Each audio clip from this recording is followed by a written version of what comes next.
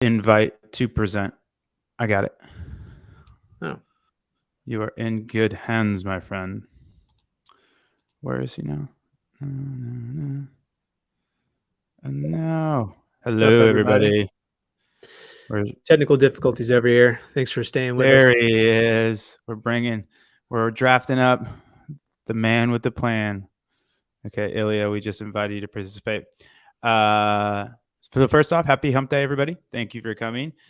So today we have a real treat for you. Ilya is actually going to jump the gun once he gets on stage. I don't know what's going on here. I'm living You're the falling dream. apart. I'm falling apart. I'm going to have to go to the crappy camera. Sorry, guys. So we are going to go over the three amigos of AOV. So just kind of high level, customer value manifests in two ways. It manifests in either AOV, so average order value, or LTV, or some people call it CLV. We call it LTV, lifetime customer value, or customer lifetime value. Those are the two ways you get money from people. And so customer lifetime value is going to be extrapolated across the lifetime. And then average order value is usually on that first touch. So what we're going to look at is three different ways to really triangulate what your actual AOV is, without just using an average. The problem with proper AOV, proper AOV is just total conversion value over total conversions. That's an average, and averages can be really swayed or influenced, if you will, by outliers. And so we give you two other measures in terms of the median mode. So we'll get into that. But first, I'm seeing where my man Ilya is because he has a really cool. Oh, what happened? Okay, invite. He has a really cool update for us. Okay. Oh, he has to prep. He's in the green room, folks. Um, but while we are waiting on Ilya, if you guys do have any questions, Logan and I are happy to answer anything you want. There's a questions tab right in your bottom right where you can ask any questions, ask us about how terrible Ole Miss is going to be this year, what new sneakers I have, them fighting words. Logan, Mm. I know your hat game's strong, but man, that is a mop you got on you. That's some lovely locks. I don't think I've seen the unhatted Logan before. It's No way. amazing. You look great. Yeah, you look wonderful. Yeah, thanks. I got my haircut a couple weeks ago. It gets longer than this sometimes. But Ilya, don't be you are messing around not. with Ole Miss. Got that We W can't. last weekend. Yeah, we got the Bama. Russ is coming out for the Bama Texas game. Tickets Yeah, are it's like gonna be $1 million. amazing. I mean, I think Alabama is gonna win by at least 3 touchdowns, but it'll You be think so? fun. Are we terrible? Yeah. I don't know if you're terrible, but it's just Alabama. I don't know if you saw the Georgia and Oregon game. Like, it's a joke. Bama's such a It's a juggernaut. joke. Isn't that crazy? Would you rather be a college coach or all right, Ilya, we need you on stage. Would you rather be a college coach or a NFL coach? Because Saban was horrible. He did the Dolphins dirty, but then he went and just ran this dynasty of like epic proportions. So it's just kind of, I don't Well, I know. think it's really hard to transfer your skill set over. Um, there he is. Welcome. Perfect. Thank you The very much. swag and the wonderful hair. Jeez, I'm the only one capped up here. No, I just need You a guys are haircut. really putting the hair game to shame. And if you guys are wondering, we are missing our favorite Utone, Sonder. He had to go tend to his chickens in Utah, so he'll be back next week. Okay, enough grab assing. Ilya, you have been working just night and day to give the people as much value as they can from Triple Whale, in specific the Affluencer Hub. And you have some updates for us, if I'm not mistaken. That's right. Yes, we have a new feature that has just launched this week for the Affluencer Hub. So previously, we've allowed you to create affluencers and track their purchases either through discount codes or through referral links or through the post-purchase surveys that have launched recently as well.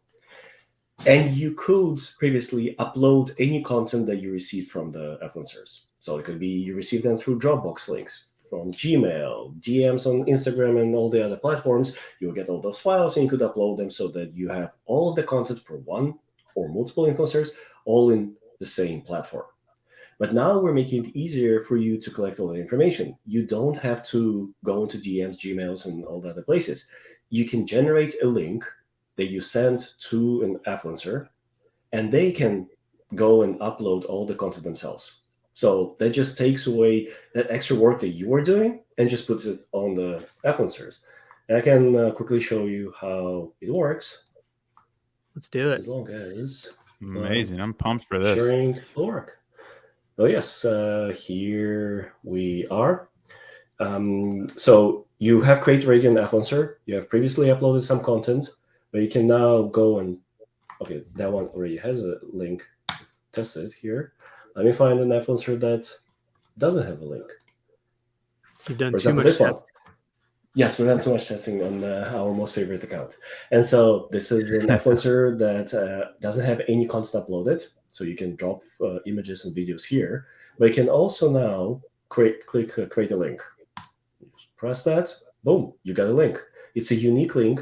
Anybody can access it as long as they have that unique link, or if they can guess all of this letters and digits. They don't need to be signed up for Triple Whale. They don't need an account. So the barrier of entry is like zero, nothing. You can access from your phone, from your computer. So just click to copy.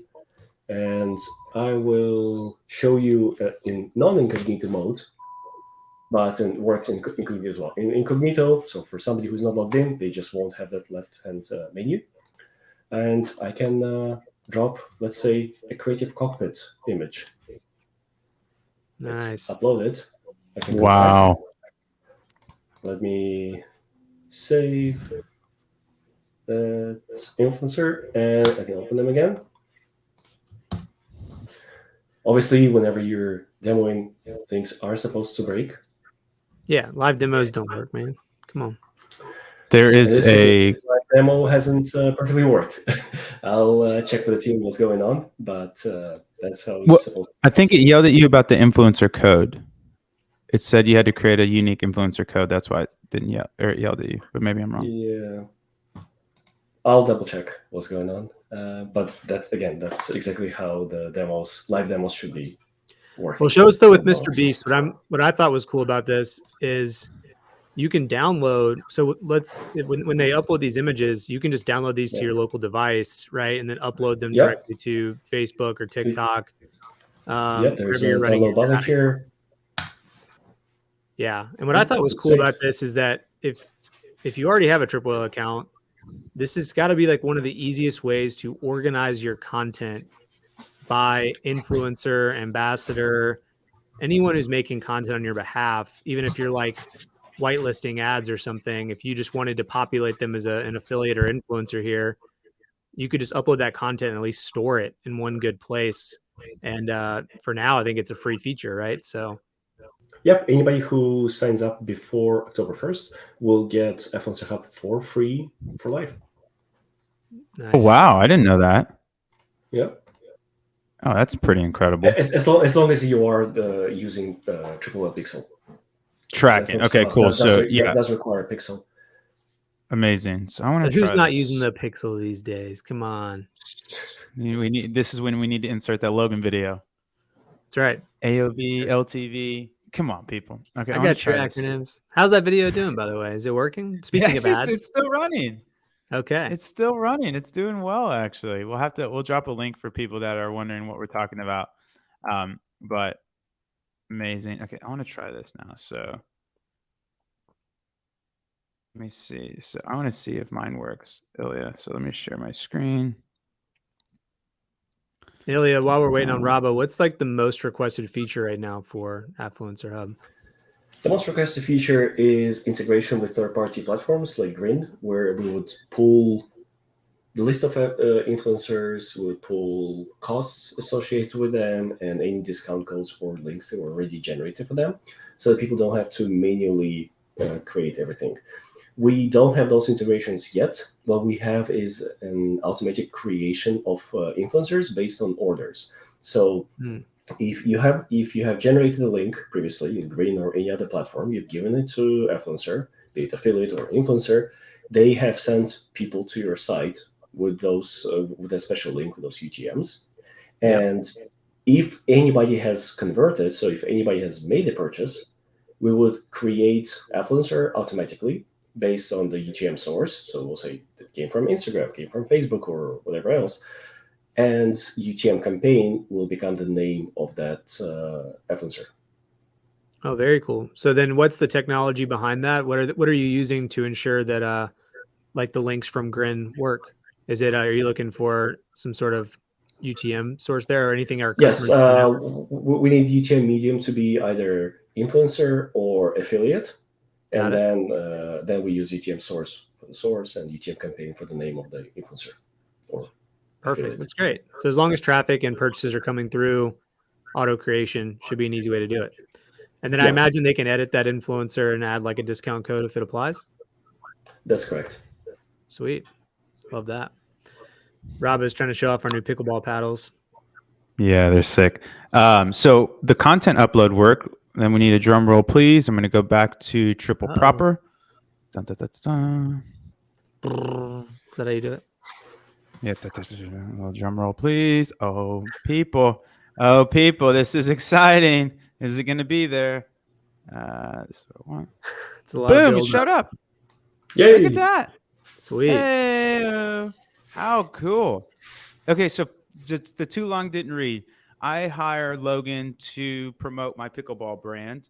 I need assets from him. Does this accept pretty much any video image Yes, type? Or does it need to images and videos up to 10 megabytes today, and if there'll be need for larger video files or image files, we can look into that as well.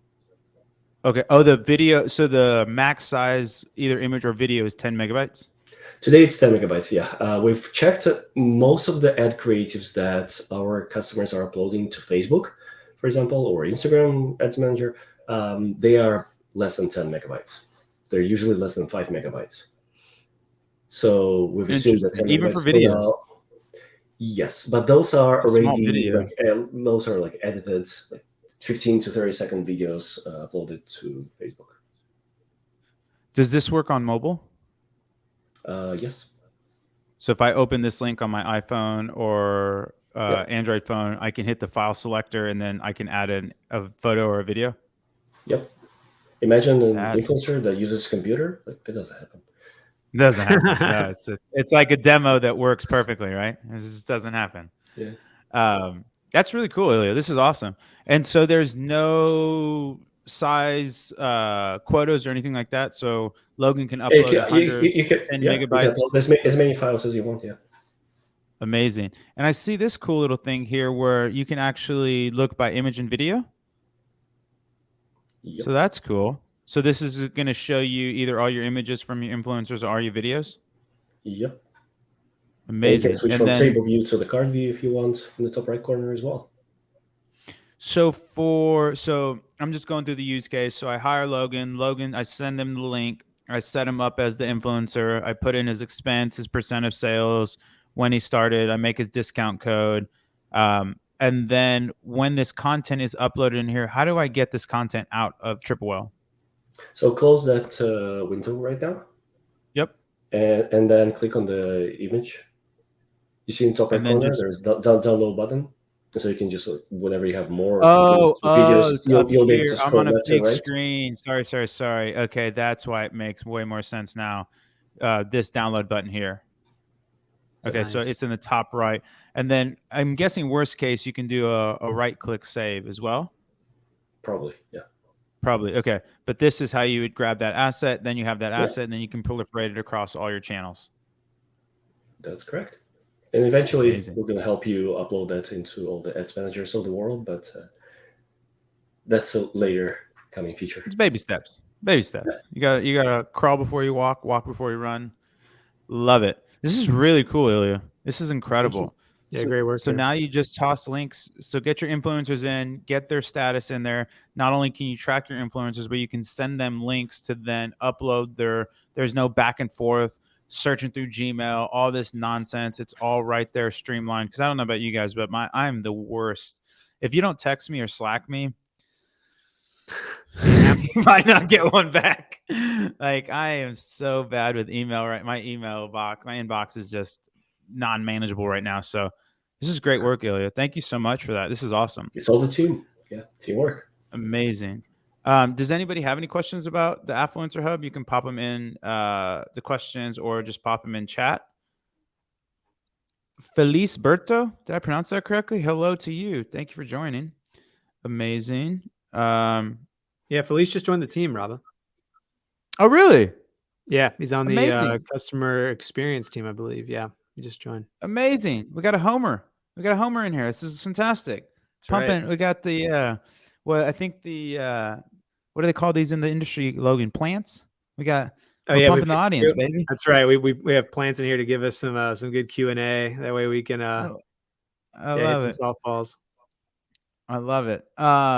Okay, cool. Well, I will jump into the 3 amigos of AOV and have Logan pepper me with questions. Like I said, guys, if you do have any questions, feel free to ask us. We are here for you. But until then, let's jump into AOV. So we give you guys, so the 3 amigos of AOV is just in your insights tab under AOV. And as we were talking at the top of the show, you either optimize for AOV or LTV. And again, those are the 2 ways that customer value manifests. Now, when you are looking at AOV, or excuse me, LTV, you're going to be looking more so on the LTV 60 day, 90 day, or actually using cohorts. So maybe we'll do in a couple weeks or next week or something like that. We can get nerdy. Logan is like the cohorts master. So we can probably dive into that. It's a little bit of complex subject, a little bit complicated, but once you get it, you get it. And it's really powerful. It's probably the way to analyze your business. But if you aren't buying off of LTV and you're buying off of AOV, so you're wanting to really make up that value pretty much on the first touch or in terms of average order value, you're going to be optimizing off of AOV. And so AOV obviously stands for average order value. And again, as we were talking at the top of the show, it's an average. So what proper AOV is, or the mean AOV as we display it, is again going to be your total conversion value over total conversions. So you get $100 in conversions, you have 10 purchases, that's a $10 AOV. So when you're analyzing your business or your client's business, this is really good to look at. So you can look at, we give you a quarter look back, 6 months look back, and a 12-month look back. I'll just pull up, I don't know what I broke there, but oh no, I broke it. Live demos. I've never had the AOV break on me. Unbelievable. Maybe 3 months? No. Did it change your store by chance in the bottom left? I don't know if you were logged into a different store. No, I maybe got mad that I took the slug out. Oh man. Hold on 1 second. We have to reset here, folks. So funny thing about live demos is when the iPhone was first launched, they did a live demo and the phone didn't work. There was something called the golden path where Steve Jobs had to demo it in such a way that he had to go through this certain steps, again, the golden path. And if you went off of the step, the phone would crash. And so every time the engineer that was working on X, Y, or Z part of the demo, that they made it past their kind of checkpoint, they would take a shot. So by the time the demo ended for the first iPhone, all the engineers were in the front row just absolutely blasted. So we're not taking shots here, but we're theoretically taking shots. But that's a little fun fact for you guys. As big as the iPhone, we'll take some shots. Probably arguably the biggest or most profitable product for sure, no doubt there. Like it is absolutely, it just prints money. Okay, let's see. Okay, boom. All right, we're back in business. So, excuse me. Again, going back to, so we're going to do a quick little mini stats lesson. So the mean, again, is that average 148. It's fantastic, really awesome. The median is going to be the center of that data set. So 50% of purchase values are higher, 50% of purchase values are lower. Then you have the mode. The mode value is really important. It's the most frequent value in that data set. And so if you think about the mode or purchase values in a bucket and you reach down and grab a purchase value out of that bucket, probabilistically speaking, it's going to be a mode value or something close to that. Now, why is that important to you as a media buyer, as somebody trying to acquire customers? Because that's going to be more likely what you're going to get on a prospecting conversion versus your actual mean AOV. So it can really inform how you modulate the economics and the acquisition spend to make sure that you're netting out and pushing forward your business objectives. There's another, like I said, you can have a 3-month look back, 6-month look back, 12-month look back. In terms of frequency of checking these metrics, you're not going to check these daily. This isn't kind of like a summary page thing or a pixel page thing. This is, so I personally like to think of metrics as lean in metrics and lean out metrics. The summary page, the pixel page, the creative cockpit, those are more lean in metrics where you're going to be checking those on a much tighter frequency, either daily, multiple times a day, etc. The AOV, cohorting, LTV 60 day, 90 day, these are on longer timelines. So you're going to be checking maybe every month, every quarter, things of that nature to make sure that directionally your business and the things that you're doing in your business and your marketing ecosystem are driving the metrics in the way you want. So with that being said, you also have this really cool distribution down here. So if you don't, this is down to the cent. So if you wanted to say, I want to see buckets of, say, maybe $10 or something like that, you can make buckets of $10 here. And you can see $110 to $120 is around the peak for our AOVs in terms of distribution. So super, super valuable, really helpful to understand your business metrics and your business economics. Now, this distribution is actually really nice. $150, 118, 130, fantastic numbers. You can absolutely just slay on paid media. Now, I had a client of mine, fantastic guy, just really awesome human, great brand. He's having really big trouble with acquisition. He couldn't get his acquisition to work. And I hooked him up with Triple Whale, looked at the data, and then found he came to me and said he has a $50 AOV. Okay, great. So $44, totally doable. $39 median AOV, fantastic, totally doable. And then he had a $19.90 mode AOV. Now that's going to be really challenging. I don't care if Logan Brown is buying your media. Like there's a saying in fitness, you can't outbuy or you can't out train a bad diet. I believe in media buying, you can't outbuy bad economics. And $20 is just going to be really challenging to make any sort of acquisition work.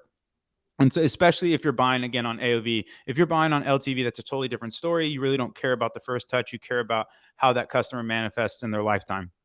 Now, what we had to do here is it's not, you shouldn't take this client on. It's that you need to have a discussion with this client and say, hey, we need to change your business economics for paid media. You can't promote low price products. Like you can't promote. So we had to bundle and do a lot of high price products in terms to change this, because if not, you're just going to get stuck with lighting $100 bills on fire, essentially. And so we were able to turn his business around, which was fantastic. But this is a really good way to understand, again, the not only customer preference set, but the business economics that are happening if you are buying at the AOV level. Again, another way to think of it is a murder scene, and you want as many witnesses as possible to synthesize the best answer. And that's what we're giving you. So instead of just buying off the mean AOV, you can then check the median AOV and the mode AOV super quick, peek in every month or so to make sure that your business is really tracking where it needs to be. So that's it. That's the three amigos of AOV. Pick me apart, Logan. This is great. I mean, I think the biggest question I get from customers is like how to actionably use it. I think your example with the media buying is really great. I think that this is important too for businesses that might have a widespread distribution of price points. So I was speaking with one of our customers who's in the they're kind of in the furniture business, but then they kind of expanded into more just like home decor, right? And so they actually had some items on their site where customers would come in and spend $12,000, but then there were also opportunities for them to spend as low as 120 on like a lamp or something, right? And that is a massive drastic change in the economics of the business at that point. And so their AOV, as you can imagine, was widely shifted based on those $12,000 orders or the big ones they would have, but their mode AOV was somewhere around like $200. And so I think that depending on your offers, like let's say you're thinking about free shipping or upsells, I think I would take this one step further and start to analyze the products that are going into the mode distribution. So like, what are the most common products that are being ordered rather than what is just my average order value? Because then that'll help you understand like what upsell opportunities do I need to focus on based on what's in the cart. Am I going to offer free shipping? What's that threshold? Because even for a smaller brand that maybe doesn't have that big distribution, if you offer free shipping at $100, but your mode AOV, your mode order value is somewhere around 70, that's a big gap for them to make up.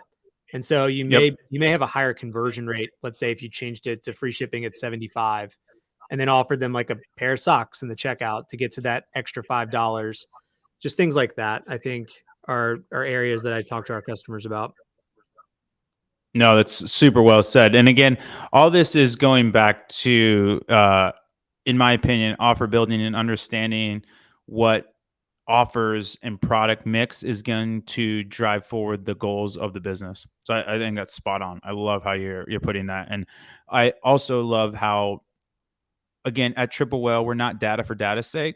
We're data to derive insights that then elicit actions that will drive forward your business metrics. And so the way you're thinking through that, Logan, I think is spot on.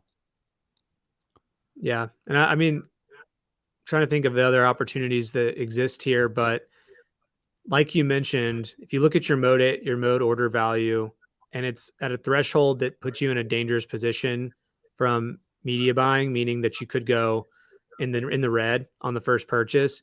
I do think that's your opportunity to look into your LTV 60/90 page and try to understand what's the increase there from 60 and 90 days. And I think that now on that one, it's going to be average order value, but I think in general, you should be looking. I think Saunders says you'll look for a 30% increase within 90 days. But if you can shoot for that and find ways to get those customers to come back and purchase again, and you can meet that 30% mark, that can probably influence your strategy a good bit on paid media. Yeah. And so now you're getting fairly sophisticated because I love what you're doing here, but there's two aspects again, like we talked about. So your AOV is going to be more on that kind of average order value, more of that first touch stuff. And then the LTV is going to be more representative of not only your acquisition mechanism, but your retention mechanism as well, right? Like how once you get people in the door and they buy stuff, how much more am I getting out of them? And that's going to be a function of the business model. So if Logan sells indestructible paddleball or pickleball paddles, that's going to be an AOV business unless he starts to expand the product line, because you're only going to be able to, how many pickleball paddles is somebody going to buy? Even maybe they buy 2 or 3, but there's just going to be a certain ceiling on that LTV where more than likely that's going to be more of an AOV acquisition business. Where if Logan is running a furniture store, like you said, that AOV could be $15,000-$20,000 because they might buy a lamp, then they like the rug, and then they are like, oh man, we need to buy the chair. Oh, look at this dining set. And they end up across 2 years spending $12,000, $13,000, $14,000 with you, where that's going to be more in that LTV. And you can have a bit of a mix of both, but by definition, you can only optimize for one thing. And so depending on what your business model is, almost, or not almost, but most D2C brands are probably going to be more in that LTV type of acquisition because they're going to have multiple SKUs where they can get a lot of money from people. But for example, Ridgewallet's a great example, right? Ridgewallet's 100% AOV business, and you saw what they've done, which is brilliant. Like Sean over there, they're brilliant. They're expanding their product line now. And so instead of only selling wallets, now you can buy all these things from Ridge, where it's like, oh, wow, I can get more money from these people in more ways. Whereas if Ilya is selling a webinar for $1,000 on how to make influencer marketing the best, at best, he's only going to get $1,000 from you. You're not going to buy the webinar twice. Like maybe you gift it to somebody. I don't know. But like you're not going to buy that webinar twice. And so that's going to be a function of AOV versus if you have multiple products. So if the variance of the customer value is there, that's going to be more of an LTV business. And I personally like LTV 60 day, 90 day, and maybe that we should do that next week or something, or maybe a mix of that in cohorts, which is essentially cohorting. But you always bring it out of me, Logan. Those are fantastic points.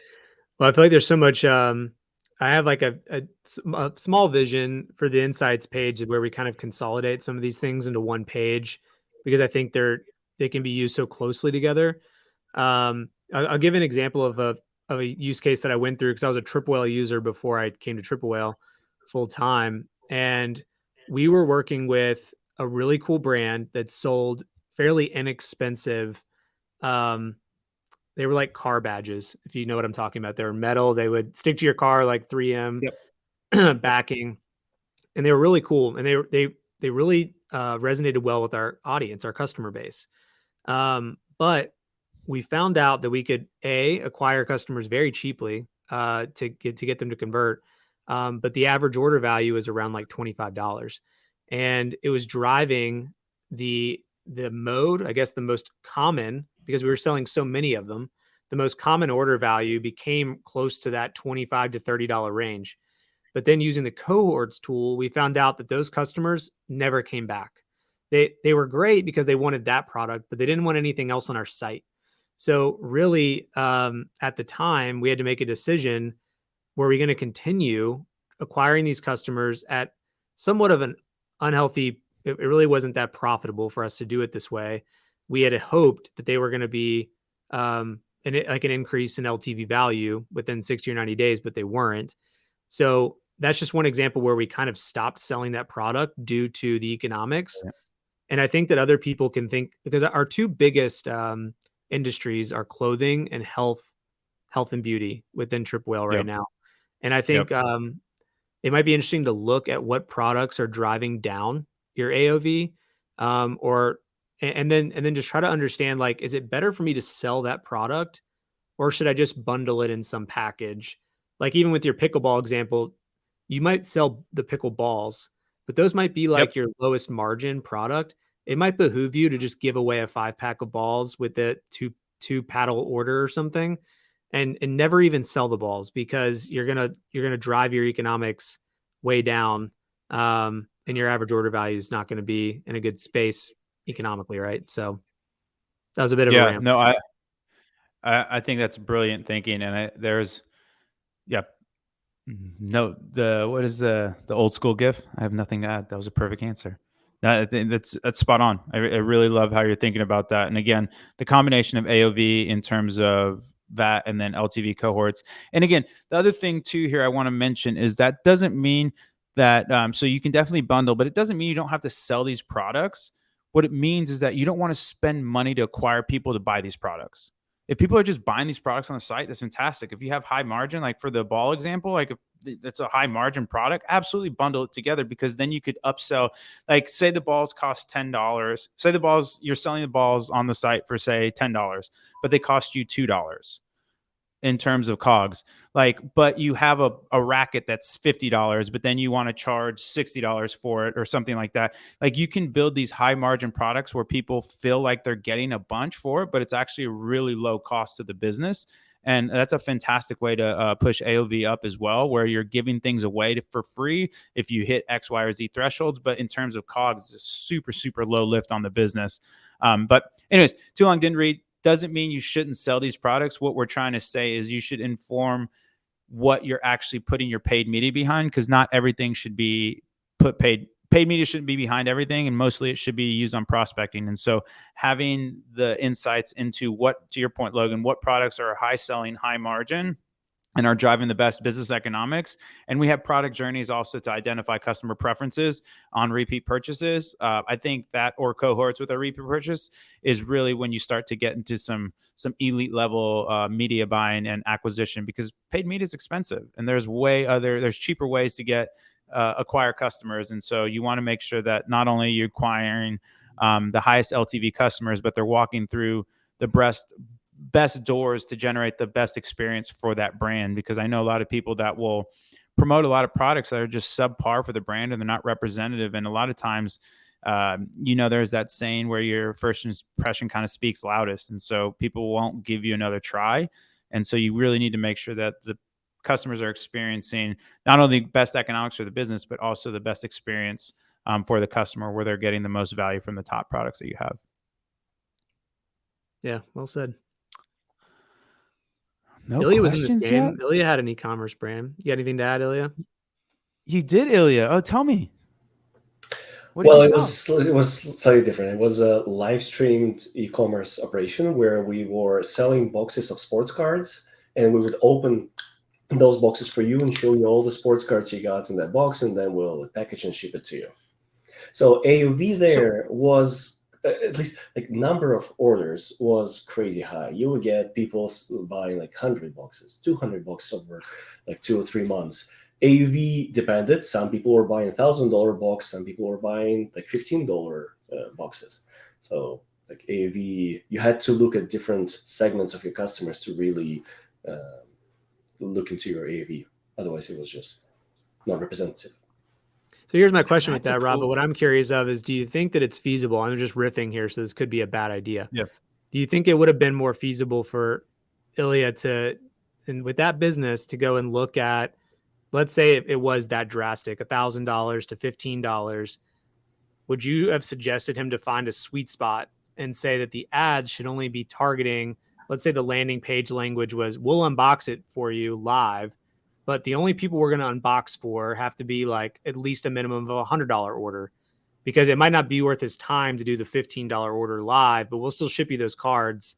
I just wonder, like, do you think that's the feasible way to look at this tool within Triple Whale and then use it practically?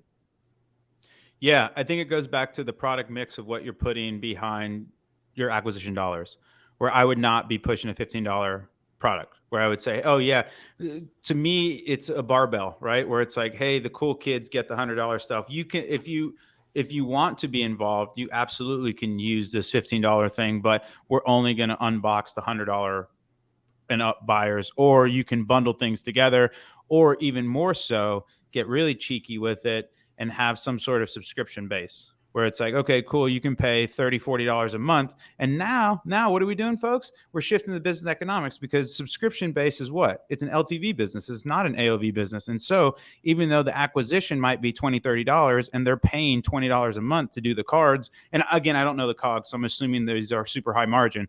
But now if somebody stays for me for 6 months, it's $120, which is more than somebody that's paying $100. And again, you have to factor in the COGS for how much the cards cost, but that's exactly how I'd be thinking of it, Logan, exactly what you said. So the only other thing I would add is if you start to bump up against constraints where there's just the math doesn't work, then change the math.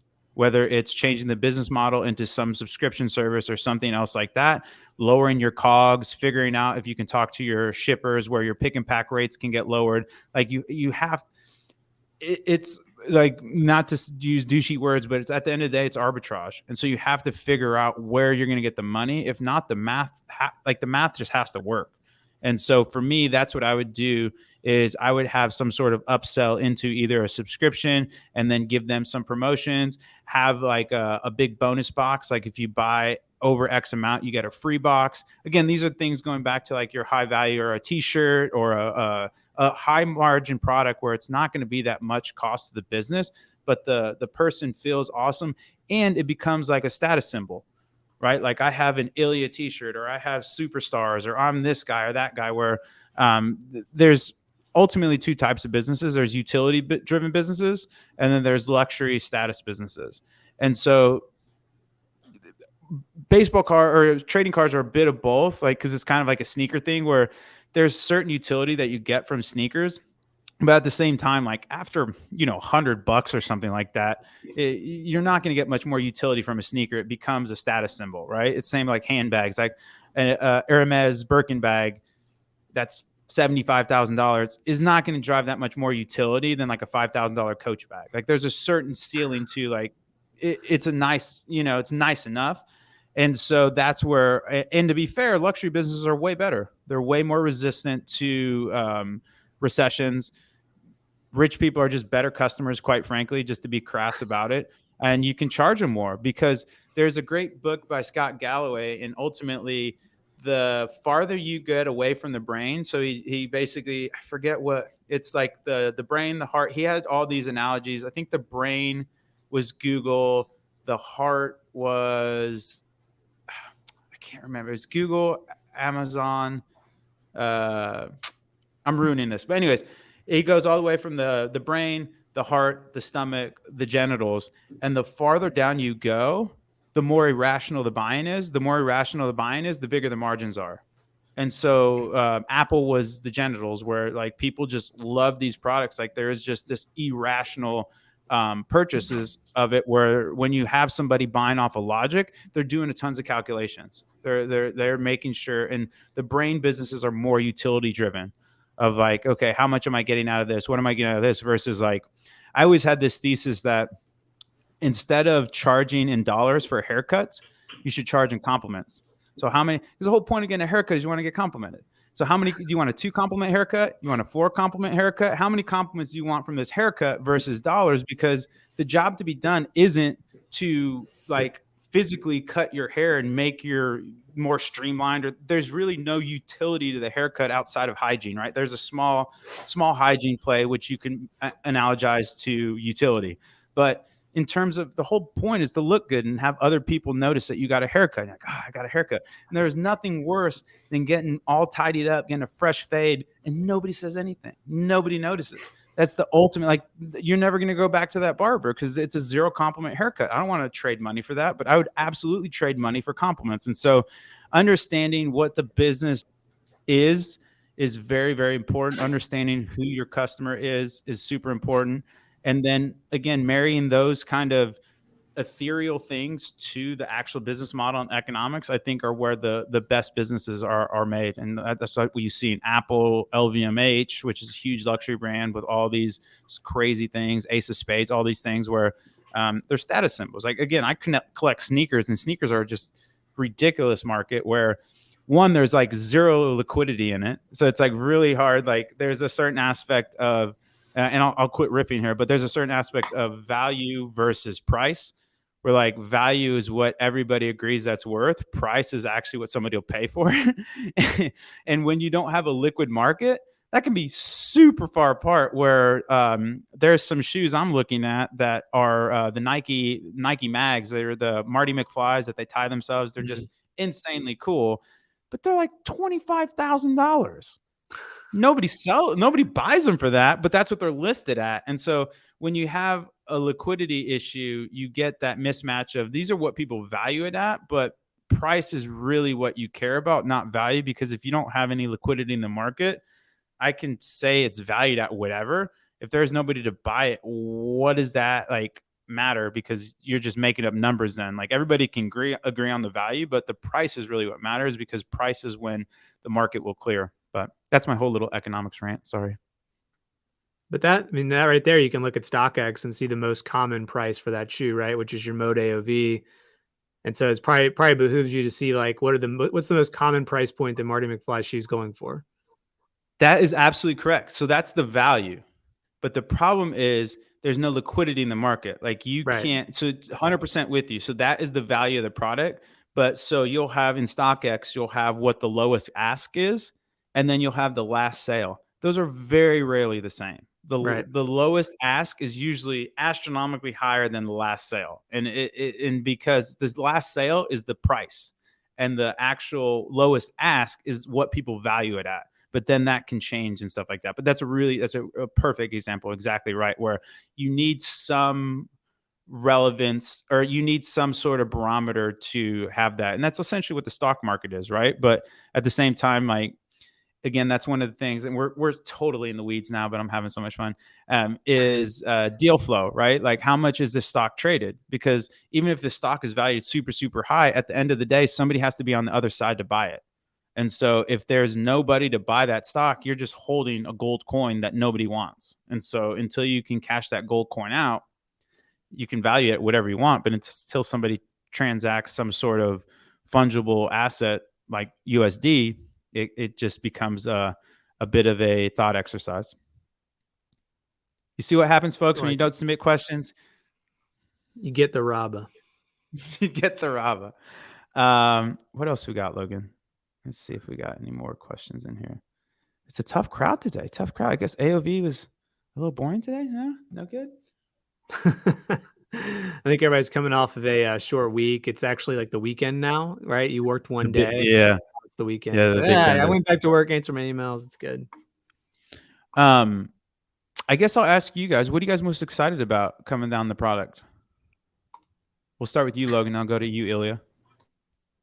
Well, I think I'm most excited about the graphs for the Pixel coming. So, funny enough, like I don't know. I guess I'm like a visual person. So, although I don't mind looking at data tables and seeing what's fluctuating up, down, whatever, I just love being able to compare things and look at it on like a graph. So even in the Facebook Ads Manager, that's one of the things I would do is whether or not you believe in diminishing returns for an ad, I would always kind of look at the graph to understand like where's my spend level, what's my conversion value level, but like now we're going to be able to do that for I don't know how many ads we're going to be able to combine at once, probably 8, but like you could look at 5 different campaigns, different ad sets, different ads, all in a graph, and I think that's going to be pretty powerful. I think it will be.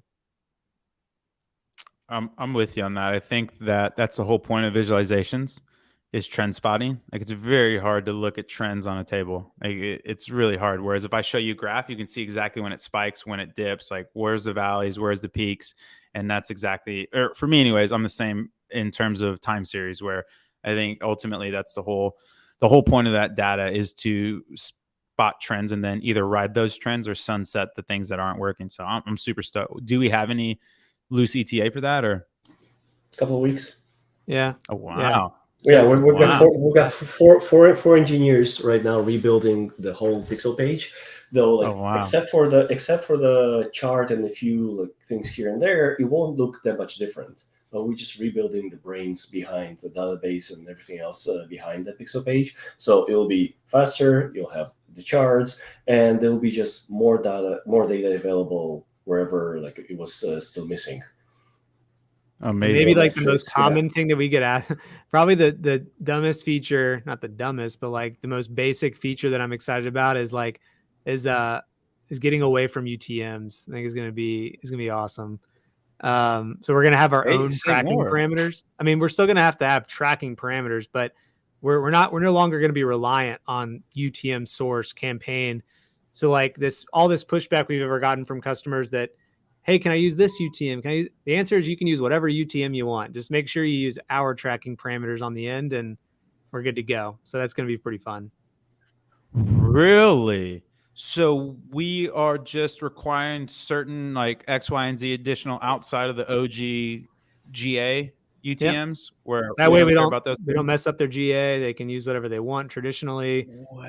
Add ours to the end. Yeah, we're going to automatically append it to all their ads if they want. So and then you might have seen like the other row that shows up on the campaign level. Yeah. So now that one is going to be broken up into, so you don't have to go into the other row and click on the orders and go like each order, like why did it get into other?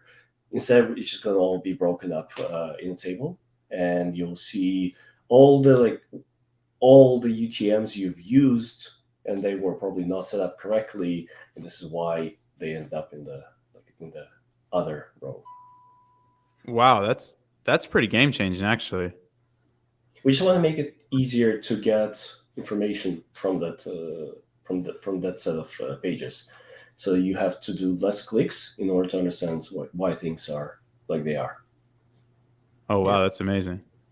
Ilya, before we go to you, if anybody submits a question right now, I will send you an ecom t-shirt that Ilya has. I just want a damn question. This is going to be our first goose egg. Will you take it from me? Yeah. Well, you can sign it. It'll be a legendary utility. It'll be utility and status, the combination of both. So you guys can hit a question in there. Felis, you can get. Well, I'll send you a shirt too. We'll people helping people. It's powerful stuff. Okay, Ilya, what's your favorite? What are you looking forward to most? I think Logan stole the thunder away from me. So yeah, pixel revamp, like pixel page revamp, that's definitely top of mind. We got, as I mentioned, like 4 engineers working on it, so there's a lot of changes happening there. And after that, it'll probably gonna be our next big project. I don't know, Logan, did AJ announce yet that feature? The engine? Yeah, I know. Yeah, I think no, I don't know publicly. I don't know if he did it publicly. I can't remember what he said. We're gonna make it easier for people to manage their ads. Yeah. I mean, I think ad management, just in general, ad management, right? Like you think about doing stuff in the platform that affects other platforms. We don't really do that right now. So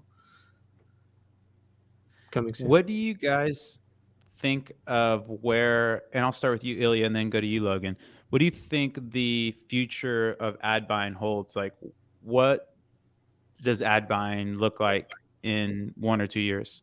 Do you see any big trends, or like, do you have any kind of big hypotheses that you want to divulge here on the Whale webinar? One of the companies I worked for previously, we had this concept of man plus machine, or I would say human plus machine would be the right way to put it, where machines are taking over bit by bit, and they're taking over the boring parts of the job. Yeah, and so humans will be left probably with more of hypothesizing coming up with ideas, thinking about angles, thinking about what customers need, what the hook should be. Machines will help in generating those ideas as well, but they still need guidance from humans.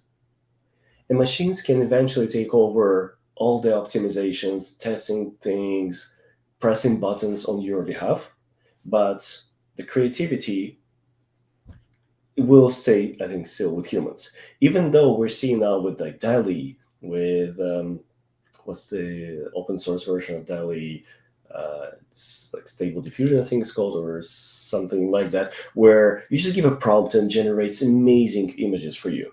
So Yep. you can say that creativity has been taken away from humans. Not really. The implementation, like the drawing of the image, yes, machines are taking over there slowly but surely, but still coming up with an idea that needs to be drawn, that is still with humans. Same goes with text. You can use a Copy AI or all the other Right. services that use GPT-3 to generate text. Yes, machines are generating the output, but you still need humans to provide the input, and you still use humans to just make it the output better, because machines can Yep. always produce the ultimate best version. So machines will help humans manage the ads more and more. That's beautifully said. I love that. What about you, Logan? Well, it's similar. I mean, I'm not that smart, so I have to go off of what I'm seeing in the market. I mean, what Google has He's done really for, smart, folks. I wouldn't say that. For what Google's done with Performance Max, I would be really surprised that that doesn't just take over the entire market. What I'm curious of is does it get consolidated, or does each platform roll their own version of that out? Because in my opinion, it's a black box, but it seems to produce enough results to where people are okay. They just hand their money over and it seems like they get money back in. But could someone come into the market and it's like, feed me your creativity and I will make sure that your ads get dispersed anywhere and everywhere? I'd imagine that would need to get the okays from all the other ad platforms. I don't know if it could happen, but I would be surprised if something like that doesn't exist within each platform pretty soon. Yeah, that speaking of stealing thunder, you've done it to me. That's it's kind of a combination of both the thesis that you guys presented, where I think the actual pulling on the levers and so on and so forth. So almost like analogizing to the dolly, where I'm not actually drawing the picture, but I'm putting the inputs in.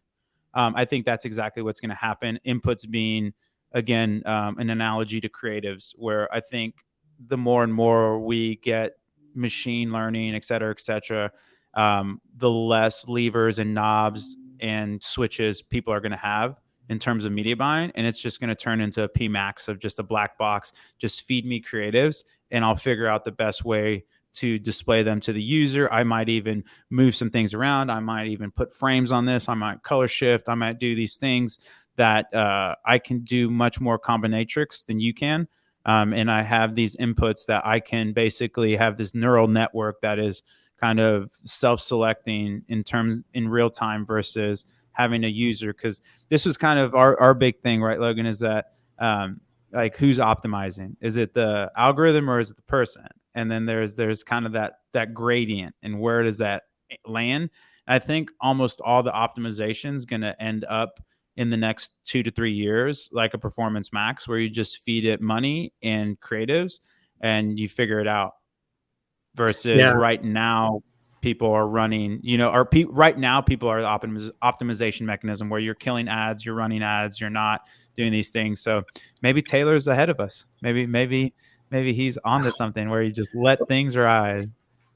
I mean, maybe. Go ahead. Well, yeah, I'm curious from your perspective. Like, I gave Performance Max the credit, but really, programmatic tools have been doing this forever. But I think it's just been limited to like more display, right? So whether or not you're getting pushed through Outbrain or through email newsletters where there's like the fitted box for this ad or something. But yeah, I'd be surprised Yes, if like so inventory doesn't open up, right? if we look at advertisers beyond e-commerce, if we look at Toyota and Coca-Cola, Apple, so all those huge brands that spend hundreds of millions of dollars per year on advertising and do a lot of brand advertising, will machines be able to take over there is still questionable.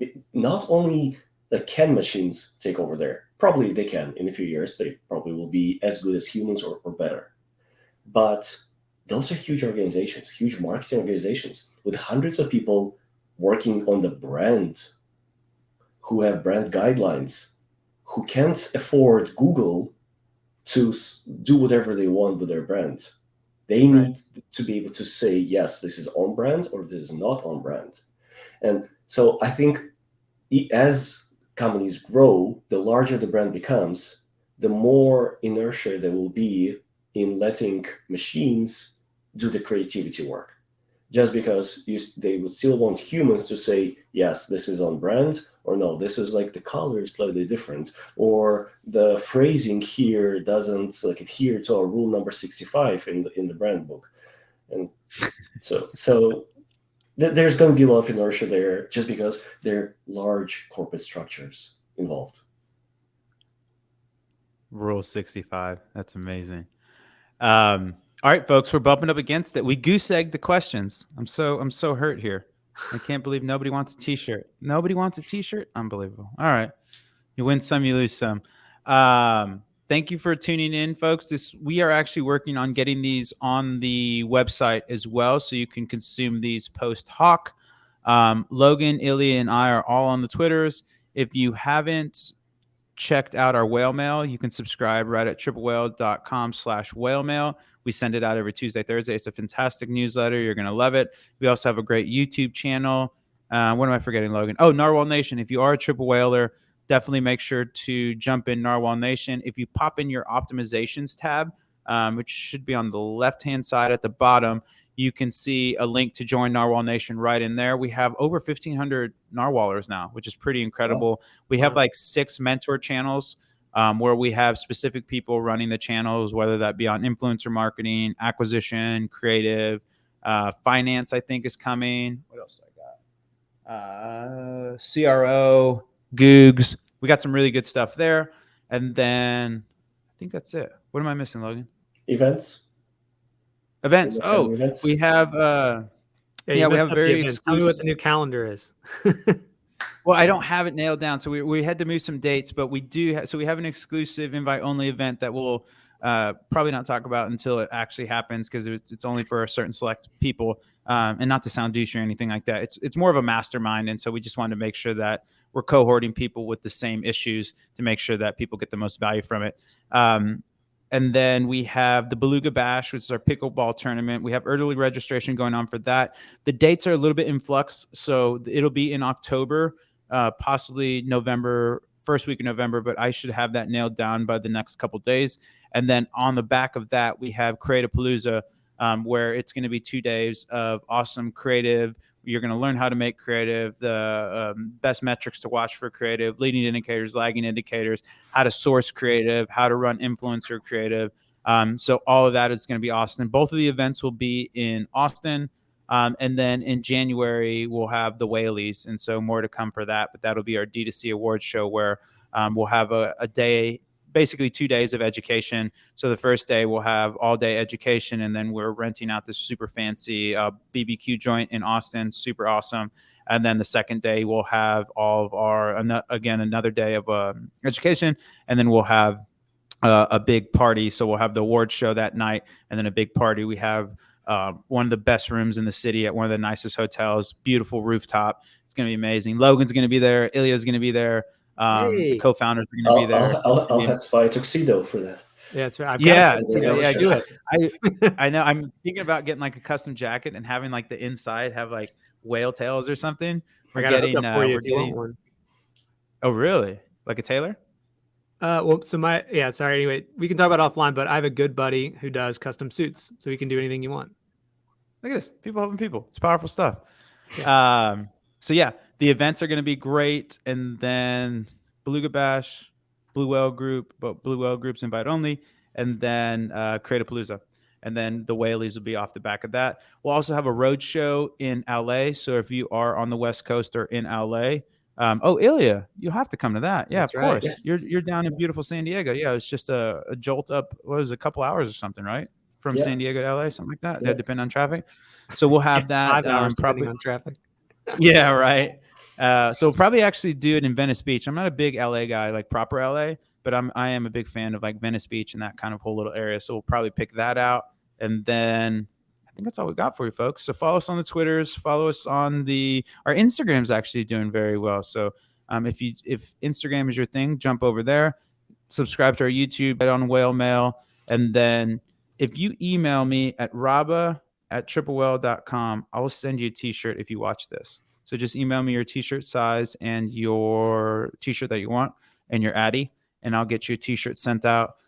Logan, did we send you a notebook? Have you seen these? No. I got a water bottle. No, I've never seen a notebook. Oh, look how nice these are. They're like proper leather. Look at that. I don't get any swag. I'm remote. Oh no, hit me up. I'll send you a big swag bag. We'll make sure you're all decked out. And then what else we got? I think that's it, folks. Another whale webinar in the books. Ilya, thank you for all the thoughtful, eloquent responses. Sure. You are welcome anytime. Your hair is just as good as Saunders, so you're keeping the hair quota right where we need it to be. Less tattoos. Less tattoos, but hey, yeah. Do you have any ink? No tattoos. Yes, Baby Yoda. Oh, you do have some ink. Baby Yoda is coming. This is BB-8. Yeah, that's right. Amazing. So you do have some ink. So yeah, it's beautiful. So that's another one in the books, folks. Thanks so much, Logan. It's always a pleasure. Thank you for your big brain and all your awesomeness. You're the best, man. I appreciate you. Every Wednesday, folks, you can find us here. If you ever want to know when we're going to have it, it's usually 11 to 2 or 3 p.m. It depends kind of on when some scheduling stuff happens, but it's triplewell.com/whale webinar, and that will get you registered for the upcoming one. And then you'll just jump on here. Hopefully we'll get some more questions next time. And then Ilya, Logan, thanks so much. Sweet. Thank you. Bye, everybody.